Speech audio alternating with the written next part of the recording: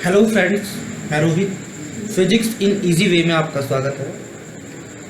आज मैं आपको बताऊंगा कि गॉस थ्योरम को, गॉसेस लॉ को हम कैसे प्रूव करेंगे। इससे पिछली वीडियो में मैंने आपको बताया था कि गॉसेस थ्योरम क्या है, गॉसेस लॉ क्या है। आज मैं आपको बताऊंगा कि इसे कैसे प्रूव करेंगे। और अगर आप 12th स्टैंडर्ड के बच्चे हैं, 12th स्टैंडर्ड के स्टूडेंट हैं, तो ये आपके लिए बहुत ही ज़रूरी है, क्योंकि आपके एग्जाम में ज़रूर होता है। गॉसेस थ्योरम को समझने के लिए सबसे पहले हम एक चार्ज लेते हैं, point charge. Let point charge is Q. और मैंने आपको पिछली वीडियो में बताया था कि गॉस की थ्योरम लगाने के लिए सबसे पहले हमें एक चार्ज को एक सरफेस से क्लोज करना पड़ता है, जिसे हम गॉसियन सरफेस कहते हैं।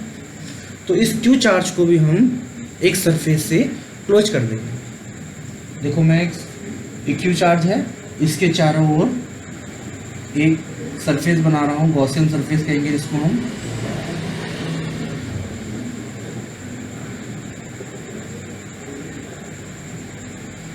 This is Gaussian surface, spherical है। तो क्यू चार्ज के चारों ओर सराउंडिंग एक मैंने आर रेडियस का गॉसियन सरफेस ड्रॉ कर दिया। अब इस गॉसियन सरफेस में मैं एक स्मॉल एलिमेंट्री एरिया लूँगा। बहुत ही छोटा है ये एरिया, बहुत छोटा है, इसलिए इसको एलिमेंट्री एरिया कहते हैं। इस एलिमेंट्री एरिया को हम दिखाते हैं डी ए से। इसकी डायरेक्शन नॉर्मली होती है बाहर की ओर। तो ये क्यू चार्ज है। इस क्यू चार्ज को हमने गॉसियन सरफेस से क्लोज कर दिया है, इसकी रेडियस आर है। इस डी को हम एक पी बिंदु कंसीडर कर लेते हैं और हम निकालते हैं कि इस पी बिंदु पर कितना इलेक्ट्रिक फील्ड है। देखो, ये चार्ज है, कोई भी चार्ज इलेक्ट्रिक फील्ड जनरेट करता है। इलेक्ट्रिक फील्ड क्यों जनरेट होता है? किसी भी चार्ज की वजह से होता है। तो यहाँ पर एक क्यू चार्ज है, तो वो इलेक्ट्रिक फील्ड जनरेट करेगा। कहाँ पर? आर डिस्टेंस पर, जो पॉइंट पी है वहाँ पर।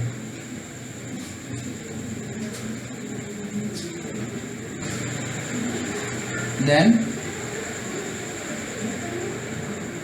Electric field at point P, जो हमने पी पॉइंट कंसीडर करा है, वहां पर कितना इलेक्ट्रिक फील्ड है, उसके लिए फॉर्मूला होता है E = 1/4 pi epsilon not Q/r²। ये हमारा क्या है?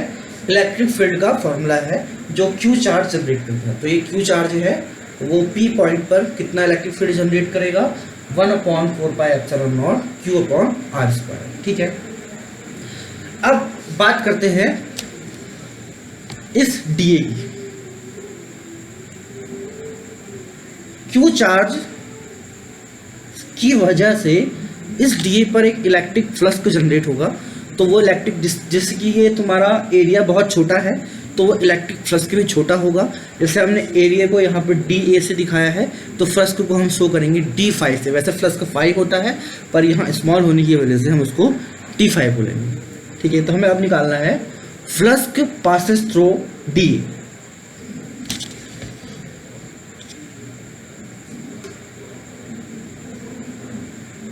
Electric flux passing through D, दिखाएंगे उसको हम D5। क्या होता है D5? फाइव इक्वल टू हमारा होता है EA cos theta. 5 equal to हमारा होता है EA cos थीटा। तो D5 हमारा हो जाएगा E, इस A के बदले आएगा DA। जिस तरह से 5 था तो A आ गया, D5 हुआ तो DA आ गया। तो 5 equal to A cos theta होता है, D5 equal to E DA cos theta. तो electric flux passing through DA, जो हमने एलिमेंट्री एरिया लिया है, उस एलिमेंट्री एरिया से कितना इलेक्ट्रिक फ्लक्स पास होगा? वो होगा फाई, जो किसके इक्वल होगा? E × DA cos, sorry cross मत दिखाइए, क्रॉस होता है वो हम साइन को दिखाता है। तो इसे हम लिखेंगे सिर्फ E DA cos थीटा, ना डॉट लगाना कुछ मतलब नहीं, क्योंकि ये वेक्टर फॉर्म नहीं है, क्योंकि हमने कॉस लगाया है यहाँ पर। तो फाई ई बराबर डी फाई ई बराबर हो गया E D A cos theta. E की वैल्यू अभी हमने निकाली है, this is value of E. इस ई की वैल्यू को यहाँ पर ई की जगह पर पुट कर दें। तो ई की वैल्यू हमारा ये पुट कर दीजिए इसको यहाँ पर 1/4 pi epsilon naught q upon r square, फिर आपका क्या है डी ए, फिर आपका क्या है कॉस थीटा। ई बराबर 1/4 pi epsilon naught q upon r square हो गया, डी फाइव बराबर E D A cos theta हो गया। इस ई के बदले यहाँ से ई की वैल्यू उठाकर यहाँ हमने रख दी। जो D5 फ्लक्स है वो किस पर जनरेट हो रहा है, किस पे पास हो रहा है, DA से। पर हमें किससे निकालना है, टोटल गॉसियन सरफेस से। तो टोटल गॉसियन सरफेस से निकालने के लिए हम इसका इंटीग्रेशन कर देंगे। Electric flux passing through DA था, अब निकालेंगे हम total electric flux passing through whole Gaussian surface. Total electric flux passing through Gaussian surface, इसका कर देंगे हम इंटीग्रेशन। टोटल फ्लक्स को फाई से दिखाएंगे और फाई किसके बराबर होगा, इस पूरी इक्वेशन के इंटीग्रेशन के। तो मुझे इसका इंटीग्रेशन करना है। इंटीग्रेशन को मैं यहाँ पर गोले से दिखाऊंगा, इसका मतलब ये हो गया सरफेस इंटीग्रेशन। पूरे सरफेस का इंटीग्रेशन कर दिया है, तो इसलिए इंटीग्रेशन के साइन में यहाँ पर हम एक गोल दिखा रहे हैं। तो रख दीजिए इस वैल्यू को यहाँ पर 1/4 pi epsilon naught q upon r square d A cos theta. अब इस इंटीग्रेशन से मैं कांस्टेंट टर्म्स, कुछ टर्म्स को बाहर लेना चाहूँगा, जैसे कि एक में क्यू को बाहर लूँगा, एक में 1/4 पाई एप्सिलॉन नॉट को बाहर लूँगा। तो क्यू को बाहर ले लो और 4 पाई एप्सिलॉन नॉट को, तो क्यू मैंने बाहर ले लिया है, 4 पाई एप्सिलॉन नॉट मैंने बाहर ले लिया है। तो इंटीग्रेशन के अंदर मेरा बचा डी ए आर स्क्वायर और cos theta.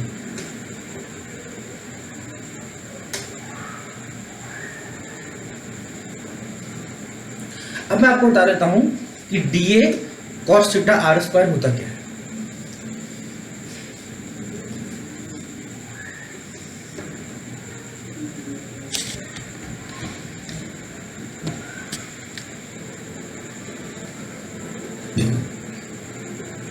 D A cos theta upon r square का जो होता है उसे बोलते हैं हम सॉलिड एंगल।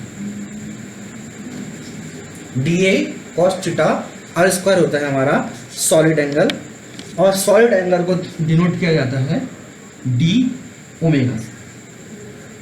कहने का मीन्स ये है, इस d A cos theta r square solid angle हो गया, और इसके बदले यहाँ पर हम लिख सकते हैं डी ओमेगा। तो हमारी ये इक्वेशन बन जाएगी, इसको मैं ब्रैकेट में कर लेता हूँ, ये समझने के लिए था। तो फाई ई बराबर q upon 4 pi epsilon naught d A cos theta r square के बदला आ गया डी ओमेगा। मैं आपको बताना चाहता हूँ यहाँ पर कि इस डी ओमेगा का सरफेस इंटीग्रेशन 4 पाई होता है, क्योंकि डी ओमेगा तुम्हारा सॉलिड एंगल है। तो जो हमारा नॉर्मल एंगल होता है उसका वो टोटल 2 पाई का होता है, तो उसका इंटीग्रेशन 2 पाई होता है, लेकिन जो हमारा सॉलिड एंगल होता है वो पूरे 4 पाई का होता है। तो डी ओमेगा का जो इंटीग्रेशन होगा वो 4 पाई के इक्वल होगा। तो phi E is equal to Q upon 4 pi epsilon naught, इस डी ओमेगा के बदले आ जाएगा 4 pi, then 4 pi is cancel by 4 pi. This implies phi is equal to q upon epsilon naught, q upon epsilon naught, which is Gauss's theorem. Hence we proved it. एक बार फिर से starting से इस पर नजर मारते हैं क्या चीज थी। मेरे पास एक क्यू चार्ज था जिसके चारों ओर मैंने आर रेडियस का एक गॉसियन सरफेस की कंसिडर करा, उसमें एक पॉइंट पी लिया। इस पी के चारों ओर हमने एक एलिमेंट्री एरिया डी ए लिया जिसकी डायरेक्शन बाहर की ओर को है नॉर्मली। उसके बाद हमने इस डी ए से कितना इलेक्ट्रिक फ्लक्स, डी ए पर कितना इलेक्ट्रिक फील्ड है पहले वो निकाला। Electric field at point P equal to 1/4πε के ऊपर आर इसका फॉर्मूला होता है। फिर हमने निकाला कि इस डी ए पर कितना इलेक्ट्रिक फ्लक्स पास हो रहा है, जिसे हम डी फाई से दिखाएंगे। D phi equal to E D A cos theta. इस ई की वैल्यू इस ई की जगह पर हमने रख दी है। ये जो इलेक्ट्रिक फ्लक्स था ये तुम्हारा एलिमेंट्री एरिया से पास हो रहा था, पर हमें पूरे सरफेस के लिए निकालना है, तो मैंने इस एलिमेंट्री एरिया का कर दिया इंटीग्रेशन सरफेस के थ्रू। इसे सरफेस इंटीग्रेशन बोलते हैं क्योंकि इसमें गोल लिखा है मैंने, तो इस चीज़ का मैंने सरफेस इंटीग्रेशन कर दिया। तो कुछ चीज़ टर्म्स में बाहर निकालने जा रहा है, जैसे कि मैंने क्यू को बाहर निकाल दिया, 1/4πε0 को बाहर निकाल दिया, तो क्यू बाहर आ गया, 1/4πε0 बाहर, अंदर बचा तुम्हारा d A cos theta upon r square, वो इंटीग्रेशन के अंदर ही रह गया।